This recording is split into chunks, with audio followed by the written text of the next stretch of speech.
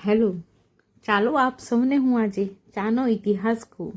ચા કેવી રીતે અસ્તિત્વમાં આવી અને આપણે ક્યારથી આ ચા પીવાની શરૂઆત કરી.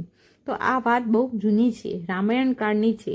રામાયણના યુદ્ધકાળમાં રાવણના પુત્ર ઇન્દ્રજીતે લક્ષ્મણને માયાવી બાણ મારીને ઘાયલ કર્યા અને મૂર્છિત કર્યા.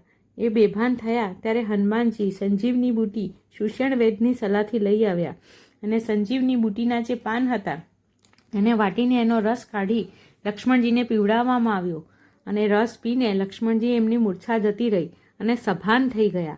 અને જ્યારે એ જે કૂચા વધ્યા હતા એને ફેંકી દેવામાં આવ્યા ત્યારે કૂચાને ઘણું દુઃખ થયું.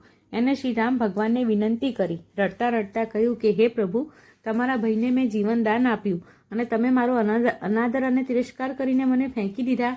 ત્યારે રામ પ્રભુએ કૂચાને સપ્રેમ હાથમાં લીધા અને એમ કીધું કે આજથી તું કૂચા નહીં, તારા આગળનો જે કુ શબ્દ છે એ દૂર થઈ જશે. અને સાચું જ છે કે જેને પ્રભુના આશીર્વાદ મળે અને શ્રીરામ ભગવાનનો સાથ મળે એમાંથી કુ શબ્દ એના જીવનમાંથી આપોઆપ જતો રહે છે.